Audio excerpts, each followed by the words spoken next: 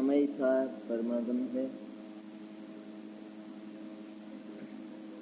2000 वर्ष पहले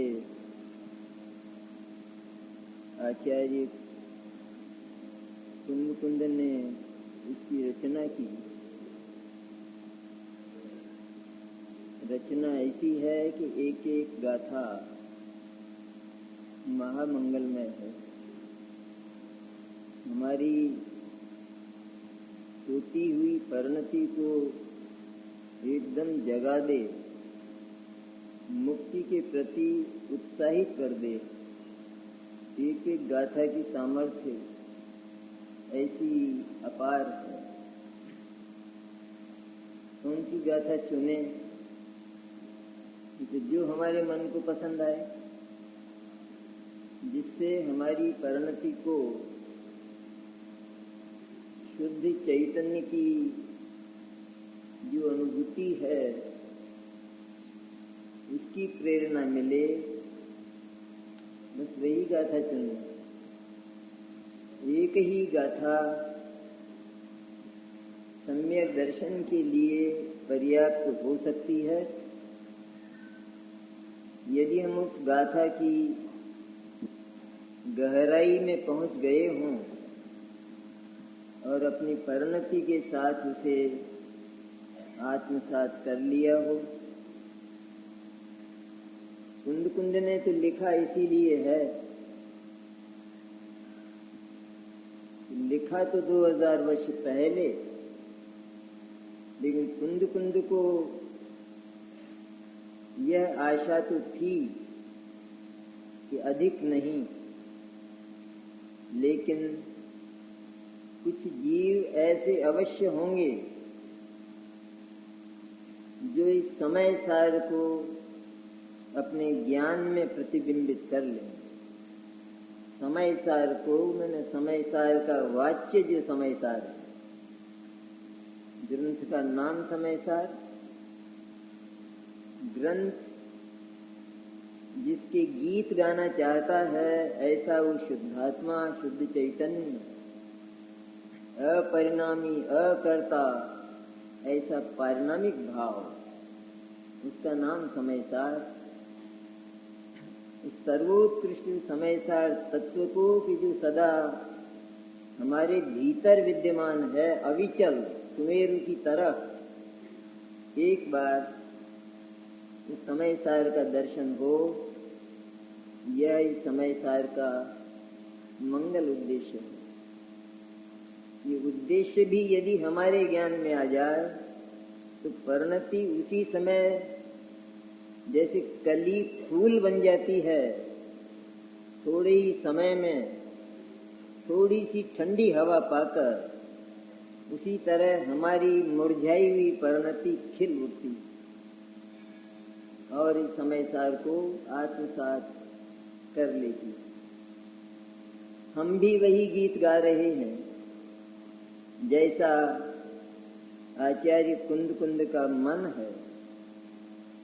पहली ही गाथा में आचार्य कुंद ने ऐसा गजब किया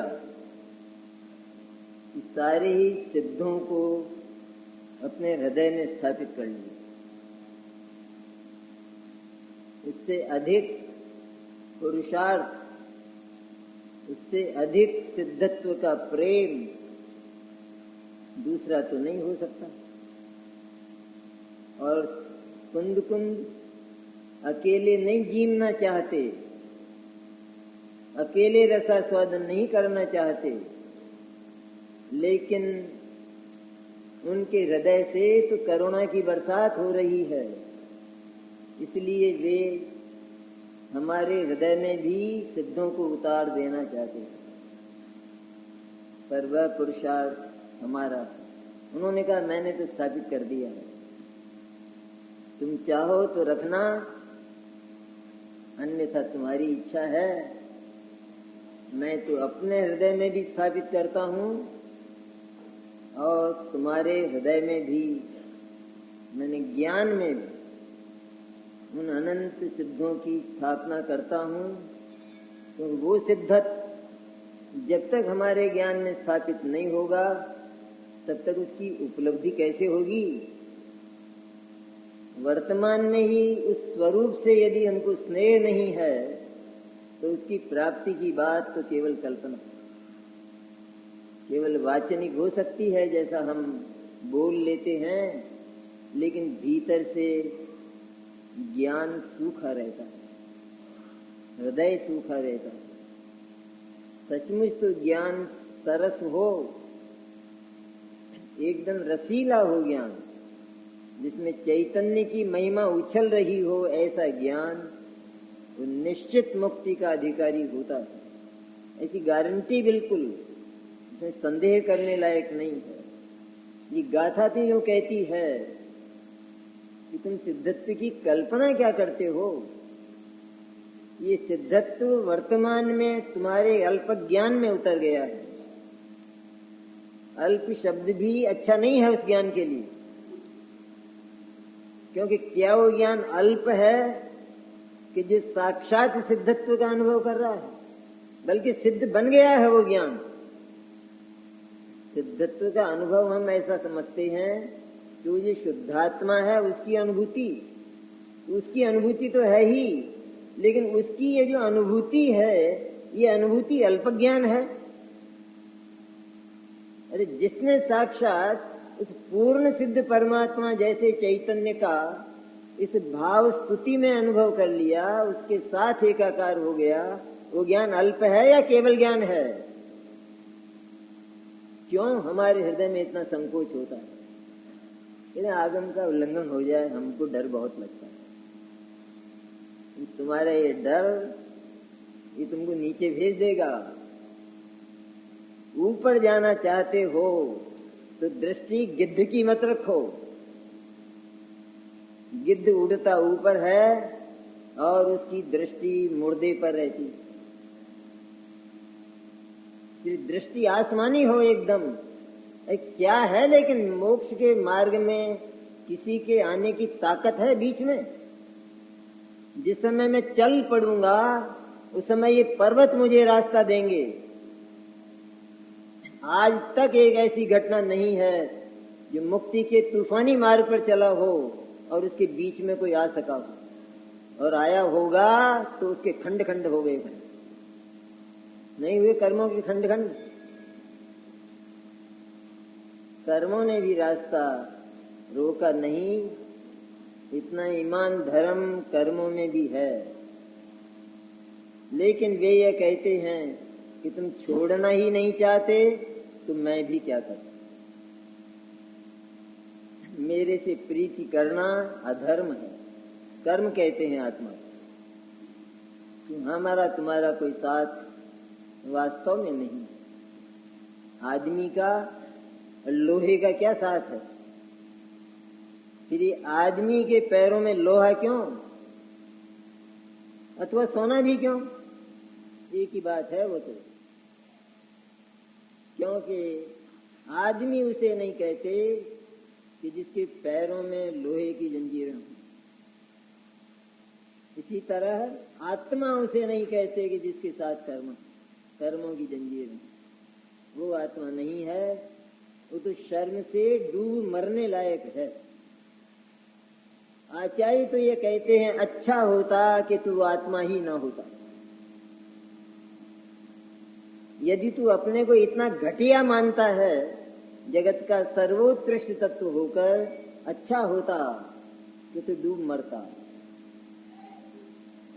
वीरांगना का पुत्र तो वो होता है जिसे वो वीरांगना कहती है, जाओ और मेरी लाज रखो और युद्ध से वापस मत लौटना। इसी तरह जिनवाणी क्या कहती है?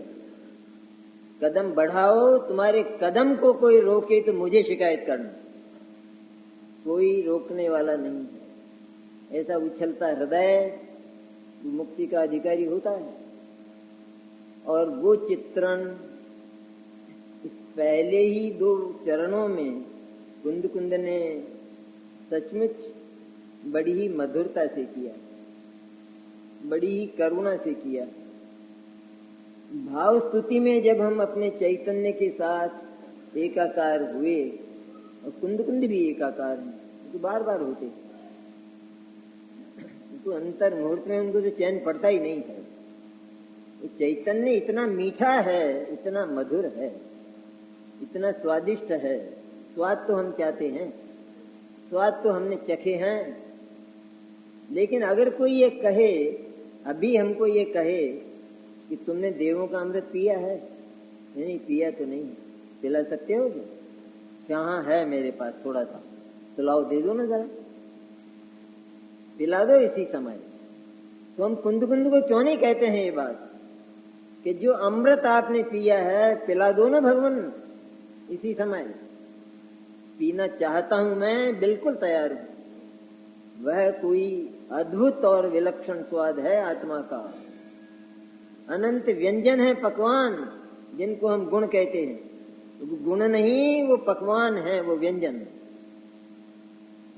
और वे अत्यंत स्वादिष्ट हैं। ये बात मानकर चलना चाहिए, बैठ जाना चाहिए हृदय में ये बात कि आत्मा में गुण है, ये है, लेकिन स्वाद क्या उनका?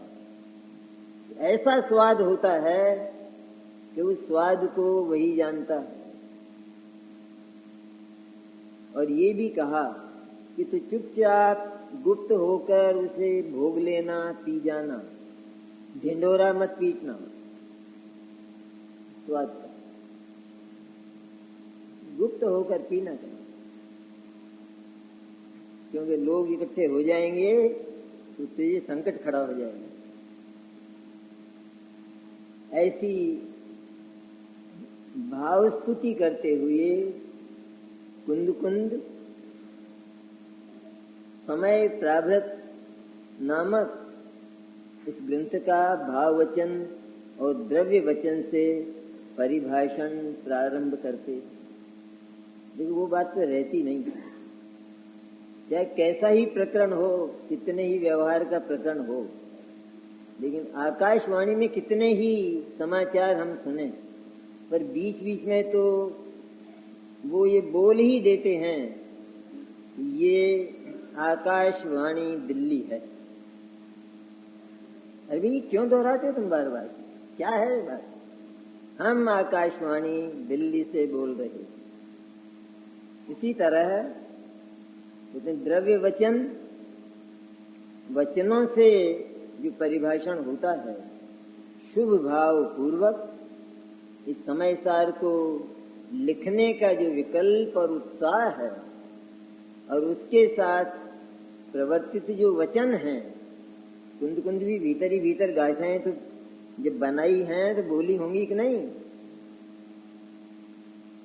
और भाव कितना महापुण्य में होगा, ऐसा पुण्य कि इस गाथा के एक एक पद को पढ़कर ये जीव अपनी मुक्ति को तलाश लें। मेरा हृदय ये कहता, ये चाहता, ऐसा उछलती करुणा जैसे सागर में तरंगें उछलती हैं, इस तरह कुंद कुंद के हृदय में करुणा की तरंगें उछलती हैं, और इधर चैतन्य की तरंगें साथ ही साथ।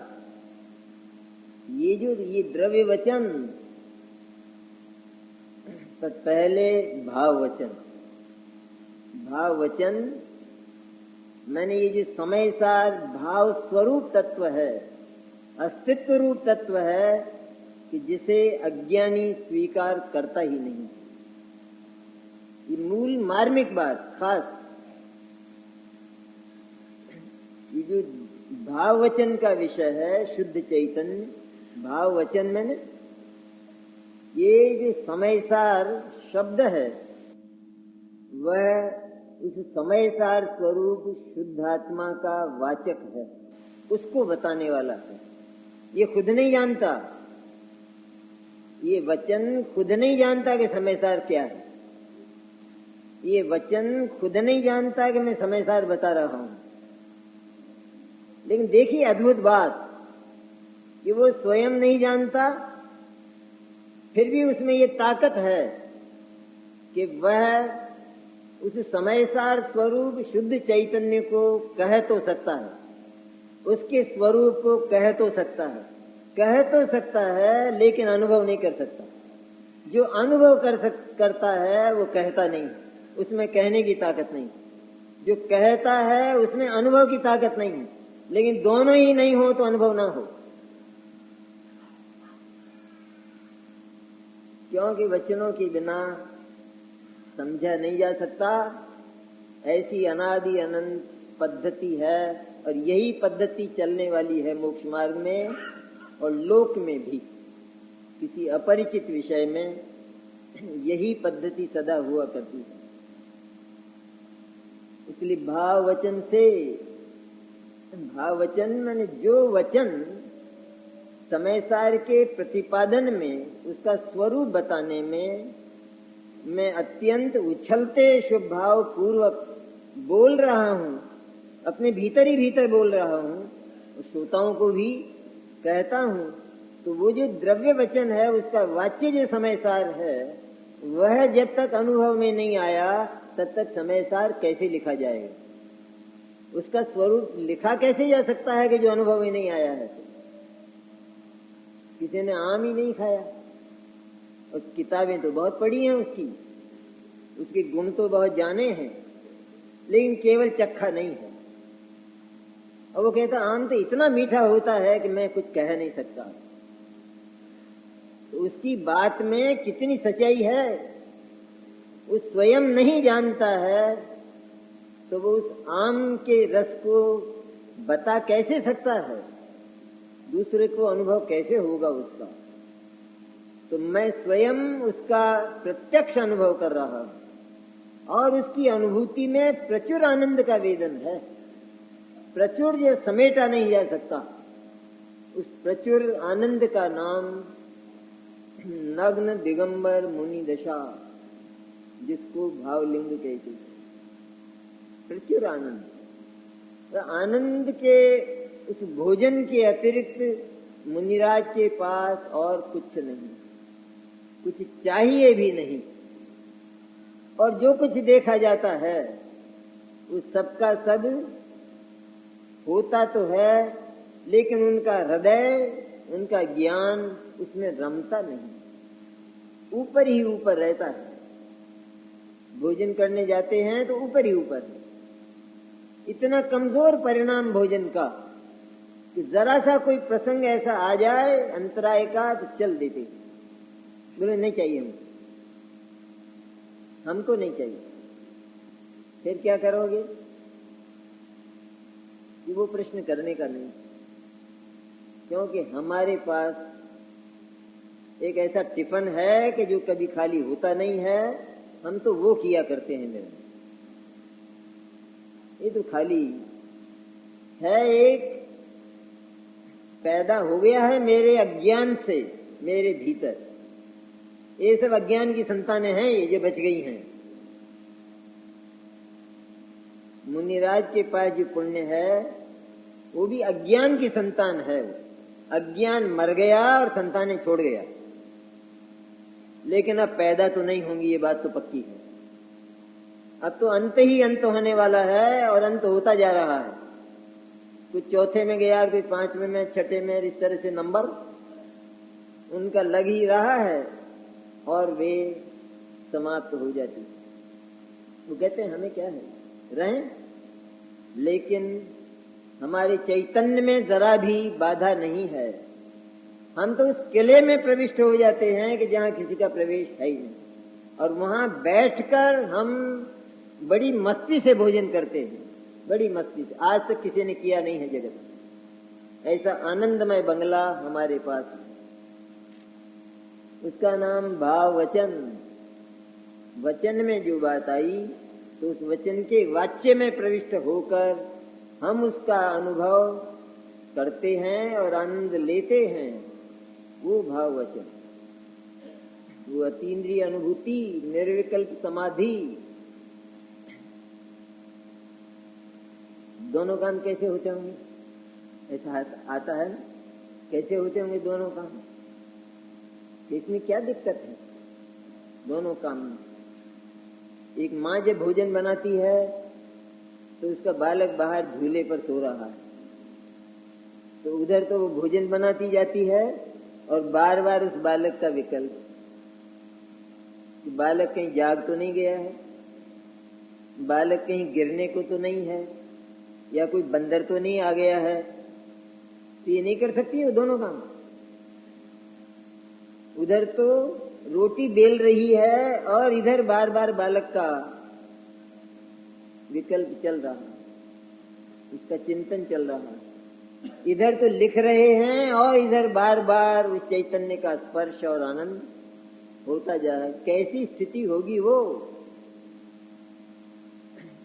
यहाँ दो हैं, दो इंक पॉट हैं, यहाँ दो दवातें। एक तो वो स्याही के जिससे ये समयसार लिखा जा रहा है, और एक वो चैतन्य चमत्कार की दवात है कि जिसमें अनुभूति की कलम बार बार जाती है और आनंद का लेख लिखा जाता है। ये दो हैं यहाँ साथ साथ, और साथ साथ चलती है बात।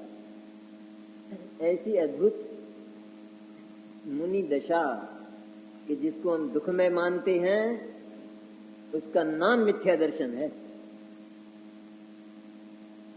मुनिराज को दुखी मानना ये कोई चारित्र्यमोह नहीं, लेकिन तो महापाप मिथ्या दर्शन। तो मुनिराज को दुख का है, किसका, किस बात का दुख? जिन्होंने ये जान लिया कि जिसके पास कोई आता ही नहीं, जो दुख से सदा खाली है, रीता है, और विज्ञान और सुख से आनंद से भरा है, तो उसको दुख किस बात का है? हर जीव से पूछते हैं कुंद कुंद क्या कष्ट है भाई तुमको? तो आपको मालूम नहीं है क्या भगवान? ये सब हैं तो सही, इतनी दिक्कतें और इतने संकट कि तुम जरा ईमान धर्म से बोलो, बहानेबाजी मत करो, क्योंकि हम तुम्हारे हृदय को जानते हैं, तुम्हारे पेट को जानते हैं। ये तुम्हारे पेट के दर्द का की जो आह है बार बार, ये वास्तविक वेदना नहीं है, पर ये बहाना है। ये जो तुम दुख की बात करते हो ये बहाना है। दुख वास्तविक नहीं है, काल्पनिक है। सुख यथार्थ है, सत्ता स्वरूप है। कितना फर्क पड़ गया। और ये तो डॉक्टर ही पहचान सकता है। ये जो काम के मारे कोई बहू हो या और कोई हो, आप और हम ही हो, कोई भी हो, और किसी दर्द का बहाना करके हम सो जाएं, लेट जाएं, तब डॉक्टर को बुलाया जाता है और डॉक्टर चारों ओर से स्टेथोस्कोप लगाकर और निर्णय लेता है कि कोई तकलीफ नहीं। तो कहता है खड़ा हो जा, कहते हैं कि मेरे तो बहुत दर्द, खड़ा हो जा, बात मत कराइए। और कुंद कुंद क्या कहते हैं? भगवान बहुत दुखी हूं और आपको भी मालूम है। हाँ मालूम है तो खड़ा हो जाए एकदम। कहाँ है दुख? किस बात का दुख है? बोल। तेरी जो सत्ता है वो दुख से रीति है, ये हमने देखा है। एक बात तो ये है। दूसरा ये कि उसके भीतर उससे विरुद्ध भाव आता ही नहीं है, छूता ही नहीं है। अब बता दुख किस बात का? कहाँ है दुख? छोड़ दे इस बहाने को, और जो वास्तव में समझदार है खड़ा हो जाता है। मैंने उसका चैतन्य जागृत हो जाता है। उसका नाम भाव वचन है, प्रचुर अनुभूति आनंद की। कुंद कुंद की प्रेरणा यह है कि हम तो बार बार उसका रसास्वादन करते ही हैं, पर तुम एक बार तो उसका रसास्वादन करो तो समय सार पढ़ने के अधिकारी हो। तुम्हारे मन में यदि भगवान सिद्ध की स्थापना नहीं है, इतनी कंजूसी है, अथवा तुम में इतनी दीनता है, इतनी दरिद्रता है, ये कहते हो कि भगवान सिद्ध जैसे परमात्मा अनंत वैभवशाली, मैं गरीब, उनको कैसे बुलाऊं? तेरी गरीबी का विश्वास भगवान सिद्ध भी नहीं करते। तेरे पास वो कहते हैं केवल ज्ञान है तेरे पास, क्या बताएगा? अरे द्रव्य की बात तो क्या है, द्रव्य तो है ही है, लेकिन तेरी पर्याय जिसे भाव श्रुत ज्ञान, ये भाव वचन, भाव स्तुति कहते हैं, वो केवल ज्ञान ही है। क्यों संकोच करता है? क्योंकि ज्ञान चाहे बड़ा हो अथवा ज्ञान छोटा हो, काम तो एक ही होता है कि उस शुद्ध चैतन्य के का रसास्वादन उस बड़े ज्ञान में भी होता है और इस अल्प ज्ञान में भी वही होता है। इसीलिए ज्ञानियों के लिए कहा जाता है कि सचमुच ज्ञानियों को मुक्ति की इच्छा नहीं होती। और कहा तो ये जाता है कि मुक्ति की इच्छा हो, मोक्षार्थी हो, दोनों बातें। मुक्ति की इच्छा हो अर्थात जगत के दुख से भयभीत होकर जिसका चित्त भगवान सिद्ध में लगा और वो समझता हो कि सुख यही है भगवान सिद्ध के पास और वैसा ही मेरे पास है। लेकिन जो सदा उस सिद्ध दशा की ओर ही न देखता रहे, उसको तो स्थापित कर लिया ना कि मुझे ऐसा ही बनना है, इसे प्राप्त करना है, ये बात भी हल्की हो जाती है। सच्चाई तो यह है कि ये सिद्धत्व ही है, जो अनुभूति है वो। ये जिसने किया तो फिर उसको क्या शेष रह गया? इसलिए उसे मुक्ति की वास्तविक अभिलाषा, इच्छा जिसे कहते हैं, वो नहीं होती है। बात गंभीर है जरा। ऐसा ना हो कि हम कोई जगत के दुख के साथ प्रेम करने लगे। मुक्ति की इच्छा मैंने मुक्ति का जो ज्ञान पूर्वक होने वाला उछलता विकल्प है शुभ, वो तो हो ही हो, लेकिन वही न होता रहे, उसी पर हम विश्वास न कर लें, क्योंकि वो मोक्ष ले जाने वाला नहीं, मुक्ति देने वाला नहीं। इसलिए मुक्ति जिस विधान से मिलती है तो उस विकल्प को भी एक ओर रखकर कि ठीक है तू आता तो है, लेकिन तू प्रदाता नहीं है मुक्ति का, इसलिए तू थोड़ा चुप हो जा।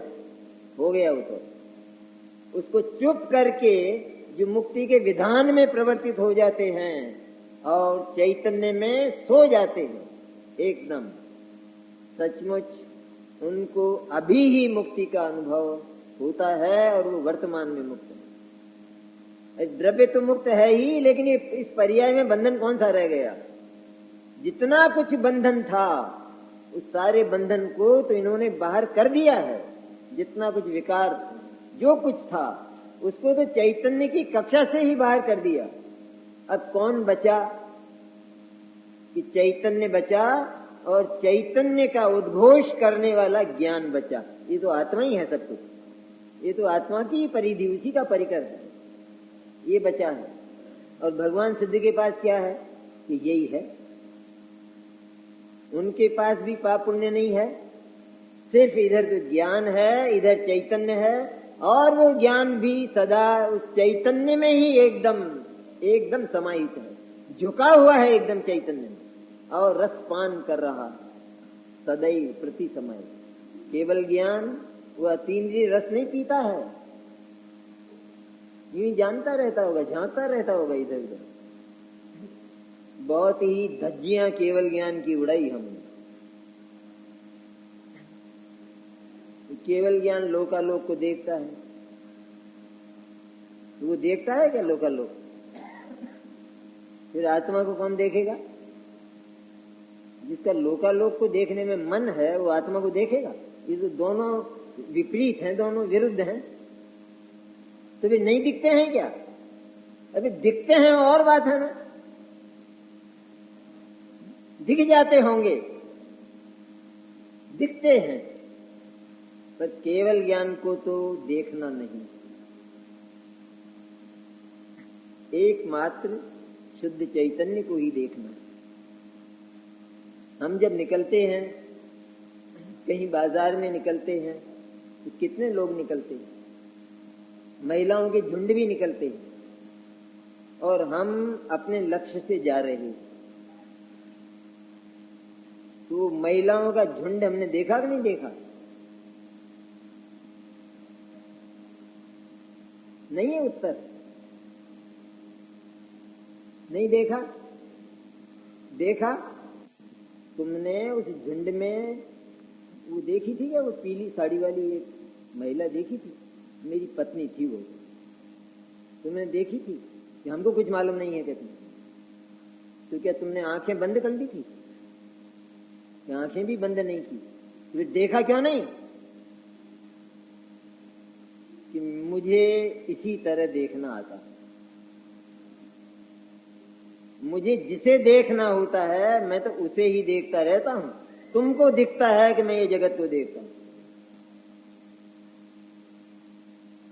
इस तरह हर ज्ञानी सम्यक दर्शन से लेकर और सिद्ध दशा तक केवल शुद्ध चैतन्य को ही देखता है और उसी को देखना है, क्योंकि वहीं से तो सब कुछ आना है। इसलिए कुंद कुंद भाववचन और द्रव्य वचन से ये परिभाषाएं और इसका स्वरूप जो हमारे ज्ञान में होना चाहिए। भाववचन क्या है, द्रव्य वचन क्या है, चर्चा तो अपन ने की। उससे परिभाषण करते हैं, प्रामाणिकता देते हैं ना। भाववचन से यदि परिभाषण नहीं हुआ तो द्रव्य वचन का परिभाषण कोरा है बिल्कुल। किसी से सुन लिया होगा आपने और उस सुनी सुनाई बात को लिख दिया होगा, पर आपने स्वयं नहीं देखा है और उसका अनुभव नहीं किया, तो हम क्या विश्वास करें? तुमने आम चखा है, गीत गा रहे हो, तो चखा तो नहीं लेकिन होता तो बहुत बढ़िया, तो ठीक है ठहरो।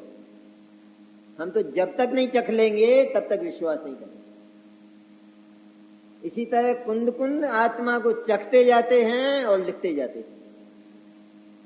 ये भाव वचन और द्रव्य वचन उससे परिभाषण करते हैं, प्रारंभ करते हैं। आप कहते हैं कैसे हैं वे सिद्ध परमात्मा? कि वे सिद्ध भगवान सिद्धत्व के कारण साध्य जो आत्मा उसके प्रतिछंद के स्थान पर हैं। कैसे हैं सिद्ध परमात्मा? हमारे किस काम आते हैं? सिद्धत्व के कारण, क्योंकि भगवान सिद्ध को सिद्धत्व प्राप्त हो गया है। सिद्धत्व के कारण में सिद्धत्व के कारण हैं वे, ऐसा नहीं। मैंने सिद्धत्व उन्हें प्राप्त हो गया है इस कारण, फर्क है बात में। हम अर्थ ऐसा कर सकते हैं सिद्धत्व के कारण कि वो भगवान सिद्ध परमात्मा सिद्धत्व के कारण हैं, ऐसा नहीं। तो सिद्धत्व के कारण मैंने उनको सिद्धत्व प्राप्त हो गया है, इसलिए सिद्धत्व प्राप्त हो गया है, इसलिए हमारे लिए वे उस सिद्धत्व के नमूने हैं जिसे हम प्राप्त करना चाहते हैं। उस सिद्ध दशा के वे सैंपल हैं, उसके प्रतिछंद के स्थान पर हैं, उसकी प्रतिध्वनि के स्थान पर हैं, उसके नमूने के स्थान पर हैं, उसके सैंपल के स्थान पर, देने वाले नहीं हैं। उनको देखकर निश्चित रूप में उन जैसे शुद्ध चैतन्य का ध्यान करके हम उस सिद्धत्व रूप साध्य दशा को प्राप्त कर सकते हैं, नहीं बल्कि करेंगे, ऐसा भीतर से विश्वास जागे। पढ़ते हुए ये विश्वास रहे कि इसमें क्या है, भगवान ने प्राप्त किया तो क्या मोनोपोली थी भाई? कोई मोनोपोली नहीं है। यहाँ तो हर जीव को अधिकार है। इसका नाम है साम्यवाद। वास्तविक जरा भी जहां पर कोई भेद नहीं। मेहनत करो और पाओ। मेहनत का धर्म है, इतनी बात अवश्य, फोकट का नहीं कि किसी की शरण में चले जाओ, ऐसा नहीं है धर्म। इसीलिए भगवान सिद्ध निरंतर गौरव का अनुभव करते हैं। ये जो सिद्धत्व है ये हमारे श्रम का उत्पादन है, स्वतंत्र श्रम का। इसमें किसी ने हाथ नहीं लगाया। हमने जो सिद्धत्व की मेहनत की तो वो मेहनत हमारी थी और ये अमृतमय सिद्धत्व उसका उत्पादन है, इसीलिए हम स्वाधीनता से इसका भोग करते हैं। अगर किसी की याद आवे तो आनंद जाता रहेगा।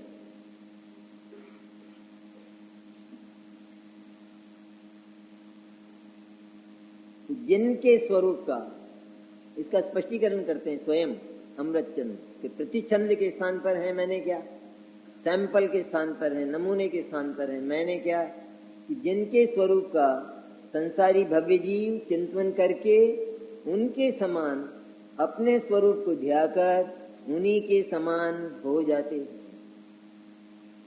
सैंपल नहीं चाहिए, सैंपल ना हो तो काम कैसे होगा। कोई आदर्श ही ना हो तो हम अपने भीतर उस आदर्श की अवस्था को कैसे प्राप्त करेंगे, कैसे उत्पन्न करेंगे। होना चाहिए, वो तो फिर कल्पना होगी केवल कि हमने प्राप्त कर लिया। इसलिए भगवान सिद्धत्व देने वाले नहीं, लेकिन भगवान सिद्ध को जाने बिना, देखे बिना और उनका ध्यान द्रव्य स्तुति से किए बिना भाव स्तुति का जन्म होगा ही नहीं। तुम अनेक देवी देवताओं के पास जाओगे फिर, लेकिन यहाँ केवल एक ही स्थान है, एक है द्रव्य देवता और एक है भाव देवता। दो देव हैं, उनमें भी एक ही है असल भाव देवता। ये द्रव्य देव भगवान सिद्ध हैं पूर्ण, और भाव देव शुद्ध चैतन्य। ये द्रव्य देव वो द्रव्य देवत्व को नहीं बताता, पर वो भाव देवत्व को बताता। हम द्रव्य देव तब हैं कि जब हम भाव देव की उपासना कर रहे हैं, हर समय प्रति समय। इसलिए वह जो चैतन्य देवता है जो हमारे भीतर प्रति समय प्रतिष्ठित है, ये अकृत्रिम वेदी, अकृत्रिम अनादि निधन, उस वेदी में वो भाव देवता बैठा है। अब तो केवल सच्चे पुजारी की जरूरत है, और वो हम बन जाएं। उसमें क्या है, अनेक देवी देवता तो पूजे ही हैं। अगर उनसे काम नहीं चला तो काम तो होना चाहिए, काम तो होता है। क्योंकि दुख है, वह दुख किसी भी वस्तु का वास्तविक स्वरूप नहीं हो सकता। स्वरूप नहीं हो सकता तो उसका अंत होना चाहिए, और उसका अंत होना चाहिए तो उसका कोई आलम्बन अवश्य होना चाहिए। उसका नाम भाव देवता है, शुद्ध चैतन्य। उस दुख का अंत होता है, और चारों गतियों से विलक्षण पंचम गति मोक्ष को प्राप्त करते हैं। जो चार गतियां हैं वो तो हमने देखी हैं, जानी हैं, पहचानी हैं, और उनके कष्टों का हम एक बार नहीं अनंत बार अनुभव कर चुके, और हम वर्तमान में हैरान हैं। ये हैरानी भीतर से लगना चाहिए। अब नहीं सहा जाता है, नरक का दुख तो नहीं, लेकिन स्वर्ग का सुख भी नहीं सहा जाता। इसलिए नहीं सहा जाता क्योंकि सब जगह ऑर्डर ही ऑर्डर है, स्वाधीनता कहीं भी नहीं देखी। सभी जगह लोक में भी ये कहा जाता है, माँ ये कहती है पुत्र को कि नौकरी मत करना, भले ही घास खोद कर खा लेना। और भी कहते हैं कि एक क्षण भी जी मगर तू ताज बनकर जी। ये जो दैन्य और मुर्देपन का जीवन है, इसको परमात्मा पसंद नहीं करते। क्योंकि तू ऐसा है कहां, क्यों ये दीनता की बातें करता है। तू साक्षात सिद्ध ही है। अरे द्रव्य में सिद्ध है, लेकिन पर्याय में सिद्ध है। एक बार स्वीकार तो कर इस बात को। एक बार अपने विकार को एक ओर रख दे, एक ओर ही है वो। घर में कचरे का डब्बा भी होता है, लेकिन वह किचन में नहीं होता, रसोई में नहीं होता। होगा अपनी जगह पड़ा रहता, कक्षा ही अलग होती है, कहीं इसकी बदबू ना आ जाए रसोई में। इसी तरह कषायों के डब्बे ये मिथ्या दर्शन, मिथ्या ज्ञान, मिथ्या चारित्र का कचरा, इसका डब्बा ही अलग है और उसकी गंध चैतन्य तक पहुंचती नहीं। इतना सुंदर है वो चैतन्य, महकता हुआ बंगला। एक बार इस बात को स्वीकार करे तो चित्त में उछाल आता और चित्त उसके लिए तड़पता है फिर। और एक बार यदि उसका अनुभव कर ले तो वहां से निकलना नहीं चाहता। क्यों प्रसन्न है भगवान सिद्ध? क्यों है प्रसन्न? क्या हुआ है उनमें, क्या मिला है उन्हें? वो आया है ना थोड़ा सिद्ध पूजा में, क्या हुआ भगवान सिद्ध को? अहो निखरा कांचन चैतन्य, खिले सब आठों कमल पुनी। अहो निखरा कांचन चैतन्य, खिले सब आठों कमल पुनी। अतीन्द्रिय सौख्य चिरंतन भोग करो तुम धवल महल के भी। ये है रात और दिन का व्यवसाय भगवान सिद्ध का। धवल महल में रहते, सिद्धिशिला में रहते हैं ना। सिद्धिशिला क्या है? धवल महल है भीतर, ये चैतन्य है, वहां रहते हैं और अतीन्द्रिय सौख्य का भोग निरंतर करते। जो चैतन्य है, चैतन्य निखरा मैंने चैतन्य की पर्याय, वो जो बिल्कुल रांगा थी मिथ्या दर्शनादि के सहित, वो अब कंचन बन गई एकदम। और चूंकि उसके पास पारस था, चैतन्य पारस है, और उसको छूकर वो लोहे जैसी पर्याय सोना बन जाती, कंचन बन जाती। यह पर्याय दृष्टि को नहीं उभार रहे हैं सिद्धों की बात करके। तो दो बात आचार्य ने बिल्कुल ध्रुव रूप से इसमें अंकित कर दी है, एक भाव स्तुति और एक भाव वचन। तो सब पर्याय की चर्चा, पर्याय की चर्चा। सिद्धत्व तो पर्याय है, वो तो हे तत्व है, वो सब कुछ है, लेकिन सबसे पहले उसकी स्थापना यहां करना आवश्यक है। अन्यथा हमको स्वयं ही विश्वास नहीं होगा कि ये जो सारा हम कर रहे हैं ये किसके लिए कर रहे हैं। इसलिए उस साध्य की जो स्थापना है वो सबसे पहले अपने हृदय में की जाती है, और उस साध्य के जो आदर्श हैं सिद्ध परमात्मा, उनको स्थापित करो तो हमारे चरण उस ओर बढ़ते हैं, उस चैतन्य का अवलंबन लेकर। इसलिए पर्याय दृष्टि को नहीं उभार रहे हैं, क्योंकि जिनको द्रव्य दृष्टि का अजीर्ण हुआ हो तो उनको बार बार ये आती, इस सिद्ध दशा की बात आई, शुद्ध चैतन्य की नहीं आई। तो वो कहां चला गया? अरे ये जो सिद्ध दशा है वो भी तो निरंतर उस शुद्ध चैतन्य परमात्मा की उपासना तो कर रही है। इसलिए सचमुच तो उसी को प्रतिष्ठित किया है, और उसका फल जो सिद्धत्व है, साध्य दशा, साधना के द्वारा मोक्ष मार्ग की साधना से जिसकी उपलब्धि होती है, चरम उपलब्धि, चरम और परम आनंद की उपलब्धि, उसका नाम साध्य और सिद्धत्व दशा। उसका जानना तो आवश्यक है। यह जानने की बात करते, ध्यान की भी बात तो करते हैं कि भगवान सिद्ध का ध्यान करो, लेकिन वो जो ध्यान है वो ध्यान कोई श्रद्धेय नहीं, क्योंकि वो भगवान सिद्ध के स्वरूप को जानकर यदि उनके साथ हमारी द्रव्य भक्ति, तादात्म्य भक्ति ही नहीं होगी तो फिर हमें वो सिद्ध दशा पसंद कैसे आई? और वह यदि पसंद आई तो फिर हमें चैतन्य पसंद आया, क्योंकि वह एकमात्र उसी पर धरी है, उसी के अवलंबन से उसका जन्म होता है। इसी सारी पर्यायें, तो पर्याय को तो बिल्कुल एक ओर रखना ही है। तो जिनके स्वरूप का संसारी भव्य जीव चिंतन करके उनके समान अपने स्वरूप को ध्याकर उन्हीं के समान हो जाते हैं। जब भगवान सिद्ध का ये स्वरूप देखा तो द्रव्य भक्ति में इसको क्या हुआ, हमको क्या हुआ द्रव्य भक्ति में, कि भगवान आपका ये आनंदमय जीवन, पूर्ण आनंदमय, जिसमें कभी दुख की कल्पना नहीं है, हीनाधिकता की कल्पना नहीं है, ऐसा जो आनंदमय जीवन है, अब तो मेरा हृदय उसकी प्राप्ति के लिए उछल रहा है।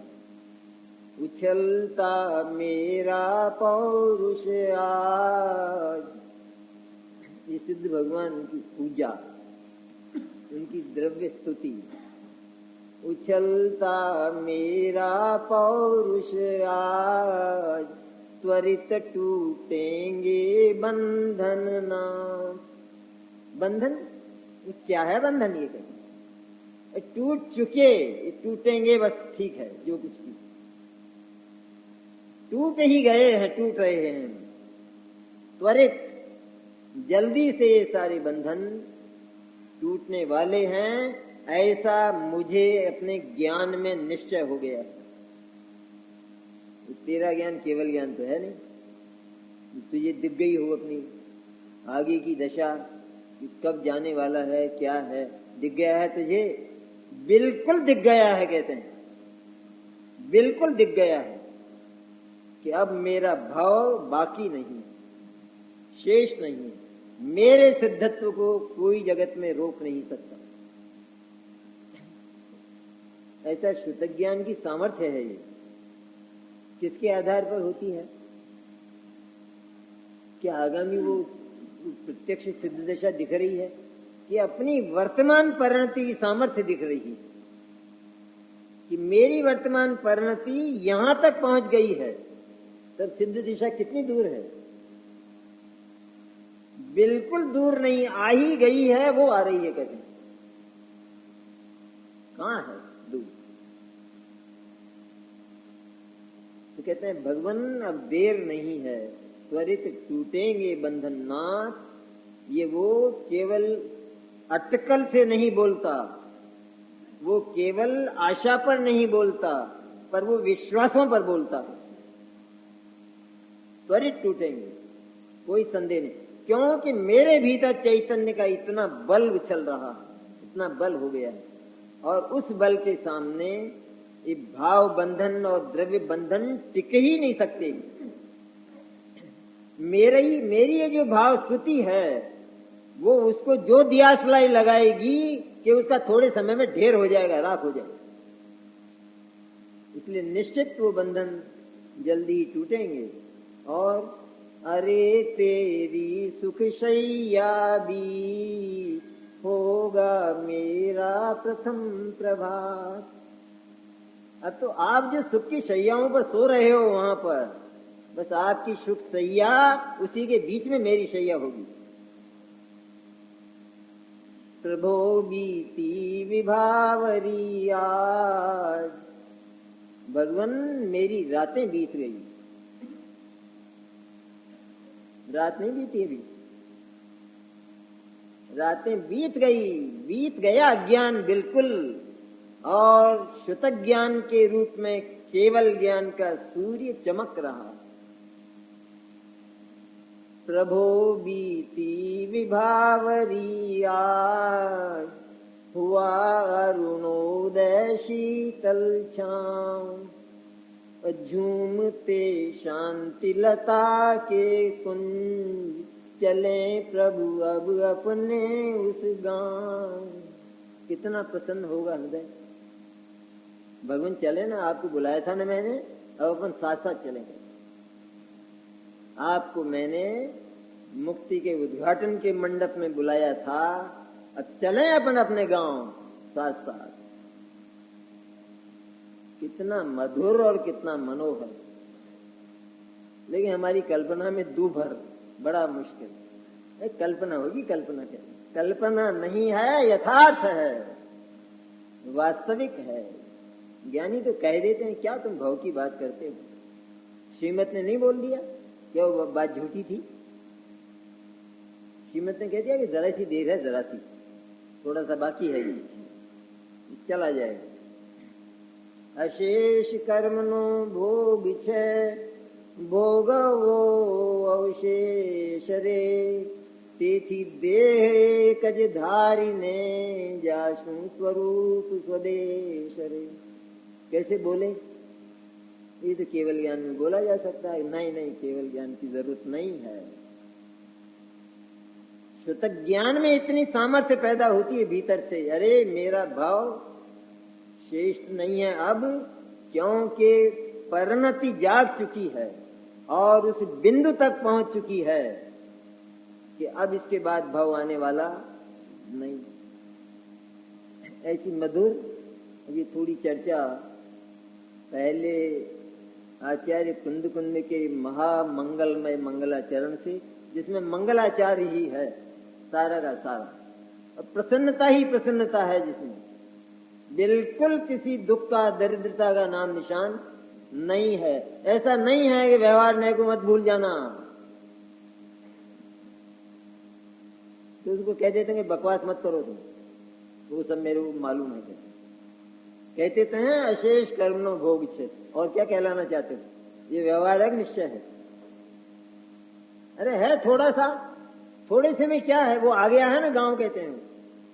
अरे अब तो पहुंच गए, आ गए, पहुंचेंगे ऐसा नहीं बोलते, क्योंकि जरा सी दूरी उसकी क्या गिनती है, पहुंच गए कहते।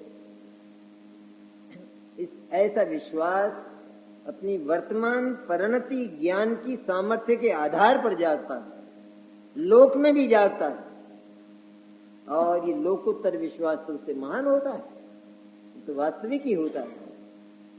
इसलिए इस विश्वास को जगाकर हम इस शिविर से विदा हो रहे हैं। ये सारा मंगलाचार मनाकर महोत्सव मनाया है ना, सिद्ध का नहीं मनाया, सिद्धों का महोत्सव। ये सिद्धों का मंडप था ये, और यहाँ तो है ही सही सारा का सारा शाश्वत। सामंजस्य बहुत बढ़िया है एकदम, पहली गाथा और इधर शाश्वत संवेदाचल, सिद्धि धाम एकदम। वहां भी सिद्धों की याद और यहाँ भी सिद्धों का ही स्मरण, और सिद्धों के आधारभूत अपने शुद्ध चैतन्य का स्मरण। ये हमने मंगल महोत्सव किया सचमुच, और बड़ी प्रसन्नता से प्रसन्न है हमारा हृदय। और ये शिविर का समापन हो रहा है, इस मंगल महोत्सव का समापन नहीं हो रहा। इस महोत्सव का समापन हो जाए तो हम तो बीच में ही रह जाएं। ये महोत्सव तो अनंत हो गया है, भगवान सिद्ध तो इसको मनाते ही रहते हैं सदा, और अब हम तो उनके साथी हो गए और वे हमारे साथी हो गए, साथ साथ ही जा रहे हैं कहते हैं। और वहां हम ये महोत्सव चैतन्य का आनंदमय महोत्सव मनाते ही रहेंगे। इस प्रकार ये गाथा आप अधूरी न समझें, क्योंकि इसका जो खास तत्व था उस पर हमने चर्चा की। आगे आप पढ़ लेना तो आराम से समझ में आ जाएगा, कोई कठिन बात आगे नहीं। और ये अपनी ओर से मैं बोलूं तो अब अंतिम ही है ये बोलना यहाँ का, इसलिए, और बोलने में तो बोल ही तो है, वाणी की गति अप्रतिहत होती। फिर भी हमने जो अवलंबन लिया है वाणी, हमारी वाणी ने, वो ऐसी मंगलमय गाथा का अवलंबन लिया है कि उसमें दुर्भावना तो या किसी को कष्ट पहुंचाने की भावना तो नहीं हो सकती। फिर भी हो गया हो, किसी को लग गया हो कि क्या काल्पनिक बातें करते हैं, इसका नाम भी कष्ट ही है। कष्ट तो है ही, और क्या है, महा दुखी हो गया इसमें आत्मा। ये कल्पनाएं हैं जी, और क्या है, अभी कहाँ सिद्ध दशा, कहाँ क्या है, तो वो ठीक है। आप विचार करते रहना, क्योंकि अभी आपको जल्दी नहीं है, हमको तो जल्दी है, इसलिए हमें तो इस विचार में पड़ना नहीं। तो मेरी वाणी से, मेरी वाणी में मेरी तो नहीं है, पर फिर भी किसी को कष्ट पहुंचा हो तो मैं अपने अंतःकरण से आपसे क्षमा याचना करता हूँ और मैं मंगल विदाई ले रहा हूँ। शाम को भी चर्चा रख दी, अभी शाम को कहाँ जरूरत थी, समय कहाँ है, समय तो है नहीं, फिर भी अपन कर लेंगे चर्चा। पर ये प्रवचन तो जितनी मेरे में सामर्थ्य थी उतना मैंने आपके सामने कहा है, और किसी को थोड़ा भी कुछ अन्यथा लगा हो, दुख हुआ हो, तो मैं हृदय से क्षमा करता हूँ।